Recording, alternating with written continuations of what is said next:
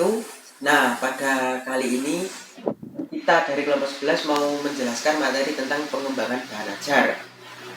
Nah, yang pertama yaitu pengertian bahan ajar. Bahan ajar, pengertiannya menurut salah satu pakar yaitu Hamdani menjelaskan bahwasanya bahan ajar adalah segala bentuk bahan atau materi yang disusun secara sistematis yang digunakan untuk membantu guru atau instruktur dalam melaksanakan proses pembelajaran, sehingga tercipta lingkungan atau suasana yang memungkinkan siswa untuk belajar. Nah, lebih singkatnya pengertian dari bahan ajar yaitu suatu bahan atau materi yang disusun secara sistematis yang digunakan guru dan siswa dalam proses pembelajaran. Setelah kita mengetahui tentang bahan ajar, maka selanjutnya yang saya jelaskan yaitu pengembangan.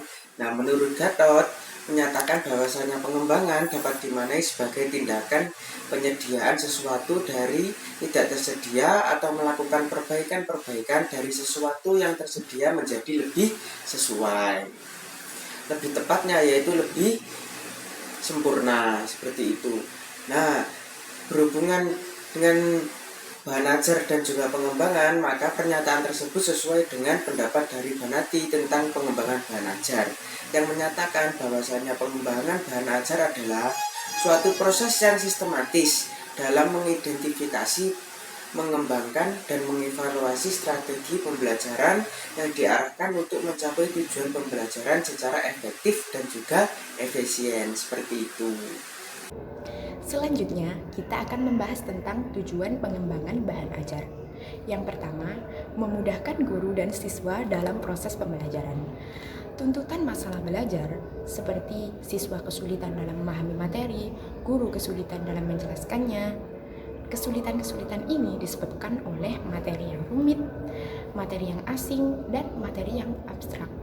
Untuk mengatasinya, guru harus bisa mengembangkan bahan ajar yang tepat. Yang kedua, untuk memenuhi tuntutan kurikulum. Jika bahan ajar yang sesuai dengan tuntutan kurikulum sulit untuk ditemukan atau tidak bisa diperoleh, maka solusinya guru harus bisa mengembangkan bahan ajar sendiri. Guru dalam mengembangkan bahan ajar bisa diperoleh dari beberapa sumber, seperti narasumber ahli, media massa, ataupun dari pengalamannya sendiri juga bisa. Yang ketiga, untuk membantu siswa dalam memperoleh bahan ajar yang sesuai dengan karakteristiknya. Seringkali, bahan ajar yang tersedia tidak cocok dengan karakteristik siswa, maka guru harus bisa mengembangkan bahan ajar yang sesuai dengan lingkungan geografis, sosiologis, dan budaya dari siswa tersebut. Selanjutnya, manfaat pengembangan bahan ajar. Pertama, manfaat bagi guru. Guru dapat memperoleh bahan ajar yang sesuai dengan karakteristik siswa dan sesuai dengan tuntutan kurikulum. Selain itu, guru juga tidak bergantung dengan buku ajar, sehingga guru lebih bebas dalam mengaplikasikannya di dalam kelas. Dan pembelajaran pun bisa berjalan efektif, komunikatif, dan menyenangkan. Yang kedua, manfaat bagi siswa. Siswa lebih mudah dalam memahami materi, sehingga siswa pun nyaman ketika berada di dalam kelas saat proses pembelajaran. Nah, selanjutnya saya akan menjelaskan tentang langkah-langkah pengembangan bahan ajar. Nah, pada langkah-langkah untuk mengembangkan bahan ajar ini harus dilakukan analisis terlebih dahulu terhadap kebutuhan dari bahan ajar tersebut. Nah, dalam menganalisis kebutuhan bahan ajar, di dalamnya itu terdapat 3 tahapan yang harus dilakukan, yaitu yang pertama menganalisis kurikulum, yang kedua yaitu menganalisis sumber belajar, dan yang ketiga yaitu memilih dan menemukan bahan ajarnya. Nah, langkah yang pertama dalam pengembangan bahan ajar yaitu menganalisis kurikulum. Untuk apa sih dianalisis kurikulum itu? Nah, tujuan dari dianalisisnya kurikulum yaitu untuk menentukan kompetensi-kompetensi yang sifatnya itu sangat diperlukan dalam mengembangkan bahan ajar.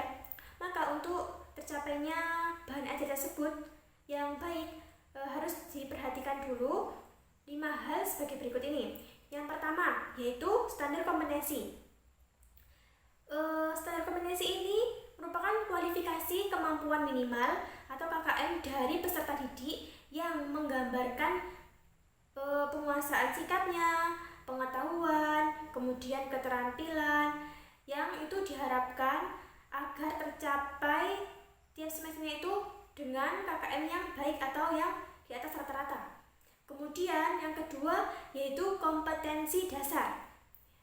Kompetensi dasar ini merupakan kemampuan yang harus dimiliki oleh setiap siswa atau peserta didik dalam mata pelajaran tertentu sebagai referensi atau rujukan untuk menyusun indikator kompetensi. Nah, yang ketiga yaitu harus mengetahui indikator ketercapaian hasil belajar. Indikator itu apa sih? Indikator adalah rumusan dari kompetensi yang lebih spesifik, yang mana itu dapat dijadikan acuan sebagai kriteria penilaian dalam menentukan suatu kompeten atau tidaknya siswa itu. Jadi indikator ketercapaian hasil belajar siswa itu dijadikan acuan sebagai kriteria untuk menilai apakah siswa itu kompeten atau tidak dalam pembelajaran. Kemudian yang keempat yaitu materi pokok. Materi pokok itu apa? Yaitu merupakan sejumlah beberapa informasi yang berupa pengetahuan atau keterampilan atau nilai yang disusun sedemikian rupa oleh guru. Untuk apa? Yaitu untuk siswa atau peserta didik mampu menguasai kompetensi yang telah ditetapkan di dalam kurikulum. Nah, yang kelima yakni pengalaman belajar. Di sini guru itu harus memberikan pengalaman belajar kepada siswa atau peserta didik. Yang mana pengalaman belajar ini itu merupakan suatu aktivitas yang dirancang oleh guru, yaitu untuk agar dikerjakan atau dilakukan oleh siswa, yaitu agar siswa itu mampu menguasai kompetensi yang telah ditentukan dan juga yang dilakukan melalui kegiatan pembelajaran. Jadi seperti itu. Nah, langkah yang kedua dalam pengembangan bahan ajar yaitu menganalisis sumber belajar.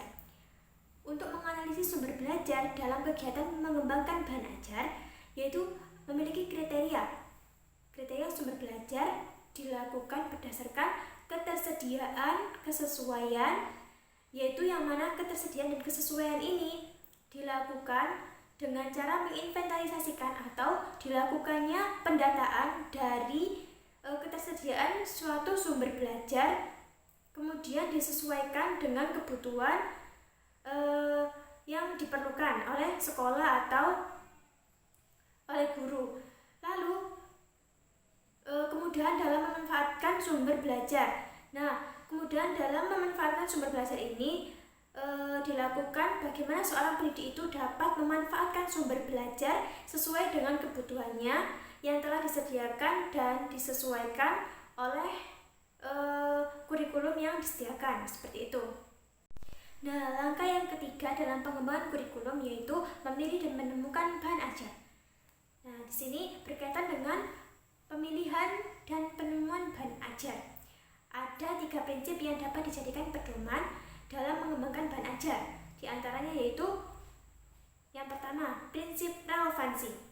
Prinsip relevansi ini apa? Yaitu suatu prinsip dalam kurikulum pendidikan yang mana sifatnya yaitu untuk membekali siswa atau peserta didik dengan nilai-nilai yang ada di masyarakat, baik itu berupa pengetahuan, baik itu berupa sikap maupun keterampilan, tingkah laku yang disesuaikan dengan tuntutan dan harapan dari masyarakat.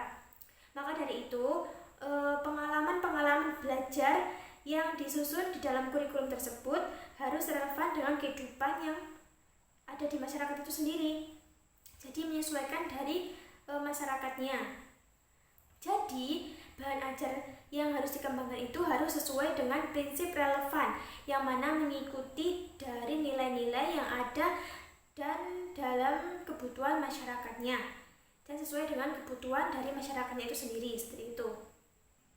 Nah, prinsip yang kedua yaitu prinsip konsisten, yang mana sesuai dengan namanya konsistensi. Jadi prinsipnya itu konsisten, tidak dapat dirubah-rubah. Seperti misalnya pada bahan ajar, antara bahan ajar dengan kompetensinya itu harus sesuai. Misalnya kompetensi dasar yang harus dikuasai siswa yaitu ada 4. maka bahan ajar yang harus diajarkan juga meliputi 4 macam tersebut. Jadi harus sama-sama imbang, harus seimbang seperti itu. Tidak bisa jika kompetensi dasarnya ada 4, kemudian bahan ajarnya cuma 3, itu tidak boleh. Jadi harus konsisten, sama-sama jumlahnya sama, konsisten dan ajak. Nah, yang terakhir ada prinsip kecukupan. Apa sih prinsip kecukupan ini? Prinsip kecukupan itu seperti ketika guru menyampaikan materi yang akan diajarkan, yaitu hendaknya materi tersebut itu sudah cukup memadai dalam membantu proses pembelajaran kepada siswa atau peserta didik itu, sehingga siswa atau peserta didik dapat menguasai kompetensi dasar yang akan diajarkan atau yang diajarkan. Kemudian materi yang diberikan itu tidak boleh terlalu sedikit atau tidak boleh terlalu banyak. Jadi harus cukup sesuai dengan kebutuhan.